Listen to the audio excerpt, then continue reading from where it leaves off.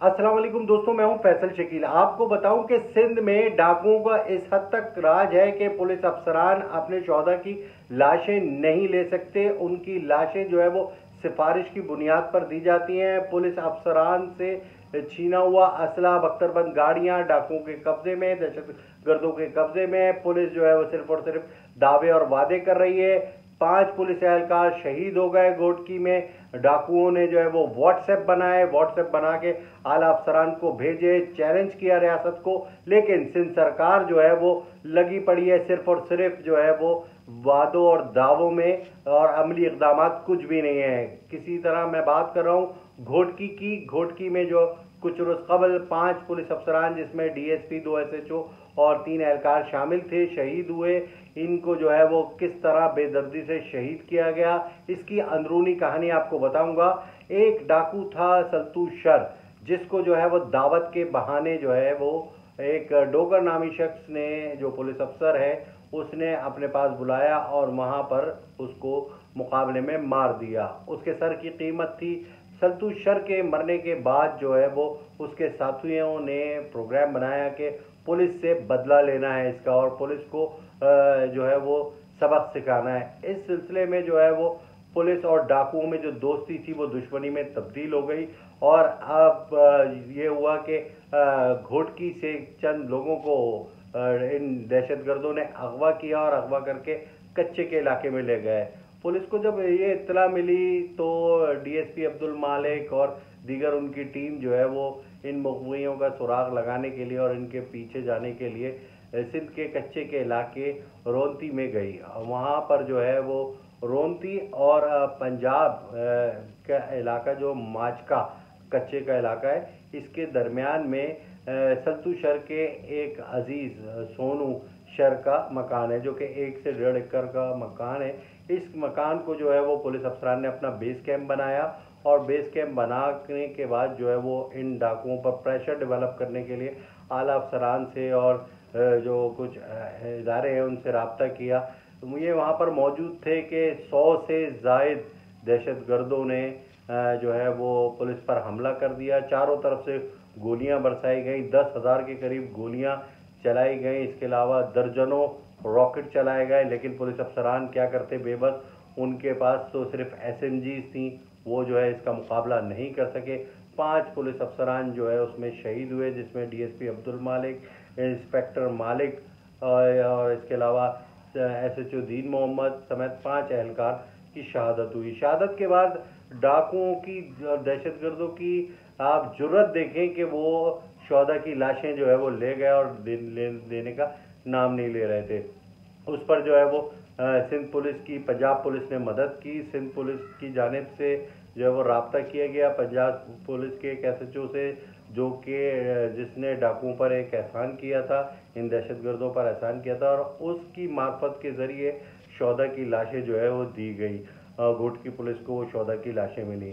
जब ये लाशें मिली तो वज़ीर आला सिंध मुराद अली शाह, आईजी गुलाम नबी मेमन और फरियाद तारपुर और दीगर हुक्काम जो है वो गोट वहाँ पहुँचे और नमाज जनाजा भी अदा की, और बड़े बड़े दावे किए कि ग्रैंड ऑपरेशन किया जाएगा इन दहशतगर्दों के ख़िलाफ़ और इनको नहीं छोड़ेंगे। बिलावल भुट्टो जरदारी का भी जो है वो एक ताज़ियती बयान आया, और उन्होंने भी जो है वो इस अज़म का इजहार किया कि इन डाकुओं और दहशतगर्दों को नहीं छोड़ेंगे। लेकिन होना हवाना कुछ नहीं है और करना कराना कुछ नहीं है, सिर्फ और सिर्फ दावे और वादे रहते हैं। मैं आपको बताऊं कि सिर्फ और सिर्फ इजलास हुए, ताज़ियती इजलास हुआ, अमन अमान के हवाले से इजलास हुआ, फातिहा खानी हुई, इसके बाद जो है वो मामला चले गए। इसी तरह माजी में भी 2021 में बताऊं कि मई के महीने में शिकारपुर में एक बख्तरबंद गाड़ी को अगवा किया था, पुलिस एहलकारों समेत पुलिस एहलकारों को शहीद किया था। उनकी वीडियोस बनाई गई थी बख्तरबंद गाड़ी के अंदर, और पुलिस की बुलेट प्रूफ जैकेट्स पहनकर टिकटॉक किए गए थे। वो पुलिस अफसरान को सोशल मीडिया पर डाले गए थे। उसके बाद रियासत को जो है वो खलबली मची थी। यहाँ से दोबारा वजीर आला मुराद अली शाह और उस वक्त के आईजी मुश्ताक महर गए थे, और उन्होंने इजलास पे इजलास किए थे। 3 दिन तक जो है वो इजलास होते रहे। वहाँ से डीआईजी नासिर आफ्ताब का तबादला हुआ था, तनवीर तनियों को लगाया गया था, और ये कहा गया था कि ऑपरेशन किया जाएगा और आखिरी डाकू के खात्मे तक ऑपरेशन रहेगा। वो जो है 8 से 10 दिन टोपी ड्रामा ऑपरेशन जारी रहा। उसके बाद वो ऑपरेशन दाखिले दफ्तर हो गया और उसको जो है फ्रीज कर दिया गया। ये हुई सूरत हाल। और ये इसकी वजूहात क्या हैं? इसकी वजूहात सियासी लोगों के इन दहशतगर्दों से ताल्लुकात हैं। इन ताल्लुकात में ये हैं इन दहशतगर्दों से कि वो सियासी लोग जो हैं वो अपना काम करवाते हैं। घोटकी, शिकारपुर, सक्खर, कश्मोर, ये वो इलाके हैं जहाँ पर डाकुओं का राज है। और ये डाकू जो है वो इन सियासी लोगों के काम करते हैं, इसलिए वहाँ पर जो है ये दहशतगर्द मौजूद हैं। और इन तमाम इलाकों में जो भी एसएसपी तैनात किए जाते हैं, उन एसएसपी को उन सियासी लोगों के ईमा पर तैनात किया जाता है। अब अगर वज़ीर आला सिंध कहते हैं कि नहीं ऐसा नहीं है, हम मेरिट पर करते हैं, तो ये तो सफेद झूठ वाली बात होगी। आईजी सिंध कितने बाइख्तियार हैं, ये सेंट्रल पुलिस हेड ऑफिस कितना बाइख्तियार है, किस एसएसपी का कौन तबादला कराता है, सिस्टम क्या है, ये सब मुझे समझाने की ज़रूरत नहीं है। सबको सब पता है कि किस तरह से जो है वो एसएसपी जो हैं वो कदमों में बैठ के अपने जो है वो तैनातियां करवाते हैं। और जिसको जहां जाना होता है या जिसको जहां पोस्टिंग हासिल होनी होती है, वो किसको कितने पैसे और किस सिस्टम के तहत लगता है, ये सबको पता है। इसको कुछ बताने की ज़रूरत नहीं है, जबकि कुछ लोग ये मानते नहीं हैं। लेकिन हकीकत यही है कि सिफारिश और जो है वो पैसे की बिना पर तैनाती मिलती है सिंध में, कराची में, और उसकी बिना की वजह से जो है वो ये पूरा सिस्टम ख़राब है। इसीलिए सिंध में पूरे डाकुओं का राज है। और पुलिस के लिए कुछ इलाके जो है वो नो गो एरिया बने हुए हैं। ये डाकू दहशतगर्द जब जहाँ चाहते हैं उसे उठाते हैं, और उठाने के बाद जो है वो ये काम करते हैं। रियासत के लिए चैलेंज नहीं है कि उनके जवान शहीद हो गए।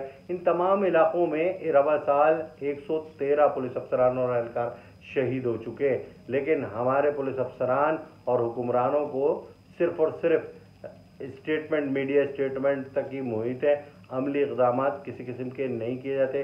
पुलिस को कोई जदीद असला नहीं दिया जाता।